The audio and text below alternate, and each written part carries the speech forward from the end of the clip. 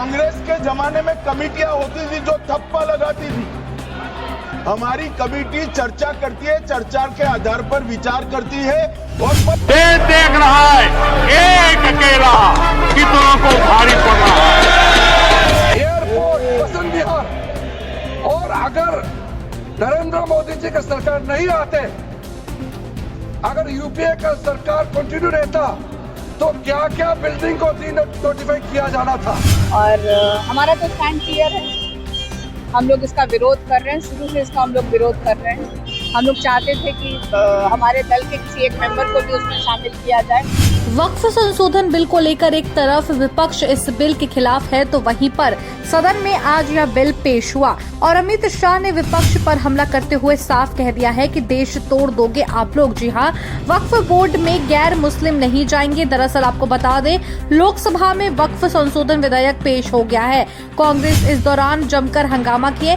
केंद्रीय मंत्री अमित शाह ने कांग्रेस पर पलटवार किया तो केंद्रीय मंत्री किरेन रिजिजू ने विधेयक पेश करते हुए जवाब भी दिया। सरकार जहां विधेयक को मुसलमानों के हित में बता रही है, सुधारात्मक कदम बता रही है, तो वहीं विपक्ष पूर्ण जोर विरोध कर रहे हैं।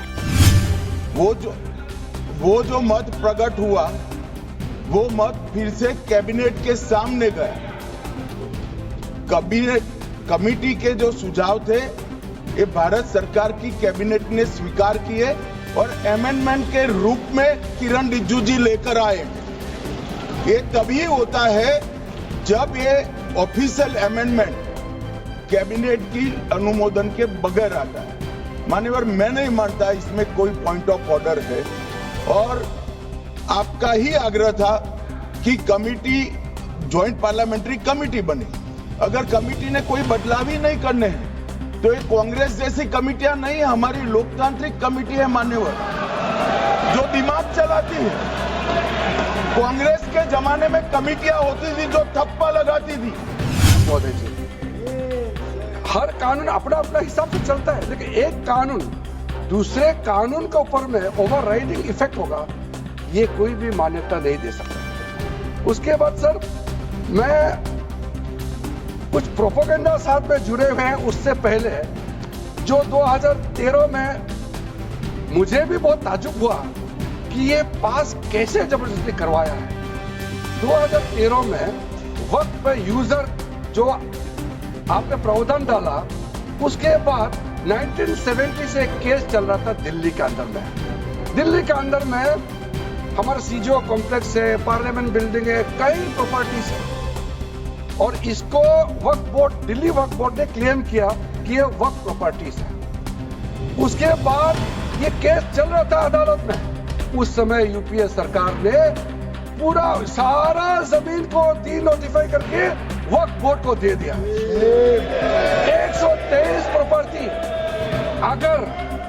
अगर आज हम ये संशोधन लेके नहीं आते, तो जिस सदन में हम बैठे हैं, ये पार्लियामेंट बिल्डिंग, इसको भी क्लेम किया जा रहा था। एयरपोर्ट पसंद बिहार, और अगर नरेंद्र मोदी जी का सरकार नहीं आते, अगर यूपीए का सरकार कंटिन्यू रहता, तो क्या क्या बिल्डिंग को नोटिफाई किया जाना था।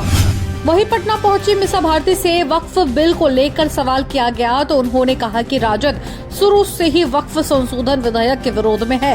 राजद का स्टैंड साफ है, लेकिन जदयू अपना स्टैंड साफ क्यों नहीं कर रही है। जदयू को बताना चाहिए कि वह इस विधेयक के पक्ष में है या विरोध में। जरा सुनिए। हमारा तो स्टैंड क्लियर है, हम लोग इसका विरोध कर रहे हैं, शुरू से इसका हम लोग विरोध कर रहे हैं। हम लोग चाहते थे कि हमारे दल के किसी एक मेंबर को भी उसमें शामिल किया जाए, लेकिन हमें मौका नहीं मिला। हम लोगों ने बहुत रिक्वेस्ट की थी लोकसभा से किसी न किसी को शामिल किया जाए, लेकिन वो नहीं मिला।